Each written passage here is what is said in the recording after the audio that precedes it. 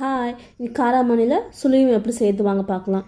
குக்கரில் 1/4 கிலோ காராமணி எடுத்துக்கிட்டேன். உப்பு போட்டு 6 விசில் வச்சு எடுத்துக்கிட்டேன். இது மாதிரி வந்துட்டால் போதும்.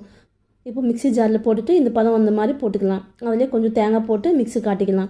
இதுக்கு 300 கிராம் வெல்லம் எடுத்துக்கிட்டேன். இப்போ வெல்லம் உடச்சி பக்கம் வச்சுக்கலாம். இப்போ கடாயிலே 1 ஸ்பூன் நெய் ஊற்றிட்டு தேங்காய் வறுத்து பக்கம் வச்சுக்கலாம். அதே கடாயில் வெல்லம் போட்டுட்டு கொஞ்சம் தண்ணி ஊற்றி பாக்கம் வந்த பின்னாடி நம்ம காராமணி மிக்ஸிக்கு போட்டு சேர்த்துக்கலாம். அதிலே ஒருத்த வச்சுக்கிட்டு தேங்காய் சேர்த்துக்கலாம். ஏலக்குத்தூள் போட்டுக்கலாம். ஒரு 1/2 அன் ஹவர் பக்கம் வச்சிடலாம்.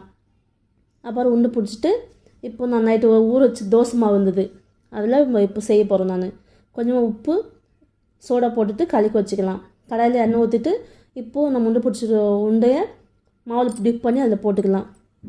டேஸ்ட் நல்லாயிருக்கும். காராமணி ஹெல்த்துக்கு ரொம்ப நல்லது. அதனால வாரத்துக்கு எப்போ ஒரு டைம்லாம் செஞ்சு சாப்பிடுங்க. டேஸ்ட்டுக்கும் நல்லா வந்தது. பார்க்கவே கலர் சூப்பராக இருந்தது. செஞ்சு பார்த்துட்டு எப்படி வந்ததுன்னு கமெண்ட் பண்ணுங்கள். பாய்.